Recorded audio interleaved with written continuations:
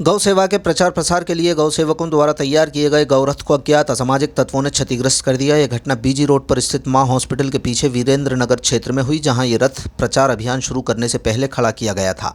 गौ सेवकों ने बताया कि रथ का निर्माण गौ सेवा को बढ़ावा देने और सड़कों पर निराश्रित घूम रही गायों को संरक्षण देने की अपील के उद्देश्य से किया गया था। वो इस रथ के माध्यम से व्यापक रूप से जागरूकता अभियान शुरू करने की तैयारी कर रहे थे, लेकिन इससे पहले ही अज्ञात लोगों ने इसे नुकसान पहुंचा दिया।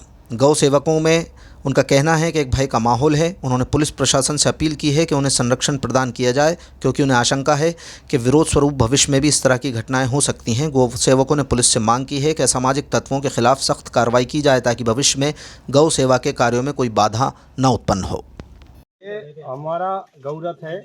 हम सभी गौ सेवकों ने मिलकर के इस गौरथ को तैयार किया था। इसमें मुख्य जो पूर्ण रूप से सहयोग है हमारे जितेंद्र भैया जी का है। इन्हीं के नाम पे ये गाड़ी भी है। और इस रथ को हमने जो बनाया था ये गौ प्रचार के लिए बनाया था। जो सड़कों पर गाय घायल हो जाती है और जागृति के लिए, कि लोगों में जागृति आए गाय के प्रति, गौ प्रेमी बने। इसमें जो लिखा है ना, एक गौ प्रेमी बने और गिलहरी योगदान दें, उसके लिए हमने इस रथ को बनाया था। लेकिन इस रथ को प्रारंभ होने से पहले ही कल हम इसको टेकरी लेके गए थे और इस रथ में कोई नुकसान नहीं हुआ है, कोई चोरी नहीं हुई। लेकिन इसको आप देख सकते हैं, इसको तोड़ा गया है। क्यों तोड़ा गया है?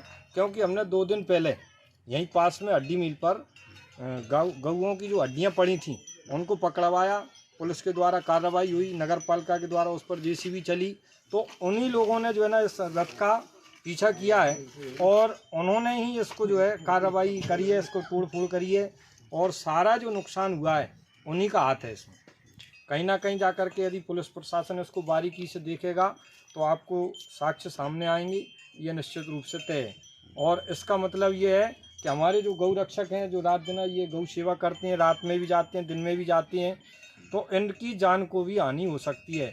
यदि जिनको कुछ होता है तो इसका जिम्मेदार केवल प्रशासन होगा। जब तक गौ तस्करों को प्रशासन सख्त कड़ी से कड़ी कार्रवाई नहीं करेगा, तब तक हम गौ रक्षकों की जान खतरे में है। इसका जिम्मेदार माननीय गुना कलेक्टर होंगे।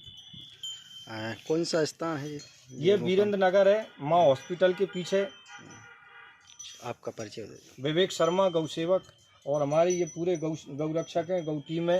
रात दिन ये लोग इलाज करते हैं, जाते हैं। किसी को भी एक भी फ़ोन आ जाता है, रात को 2 बजे चले जाते हैं, तो इसका मतलब तो हमारे गौ सेवकों के साथ भी कोई अत्याचार हो सकता है।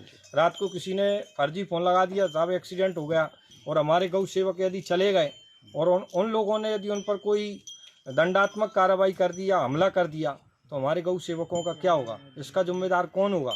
हम रात दिन रह कर के गौ सेवा कर रहे हैं, तो इस पर इस ओर गुना की जनता को और गुना के अधिकारियों को और गुना के जनप्रतिनिधियों को इस पर ध्यान देना चाहिए कि गाय सड़कों पर न मरे, सुरक्षित स्थान पर पहुंचाएं, या इससे हमारे लिए इलाज करने में, उनकी सेवा करने में सहूलियत हो सके। और इस रथ को जिसने तोड़ा है उस पर यदि 2 दिन के अंदर कार्रवाई नहीं हुई तो मैं समझूंगा कि प्रशासन भी उनके साथ मिला हुआ है।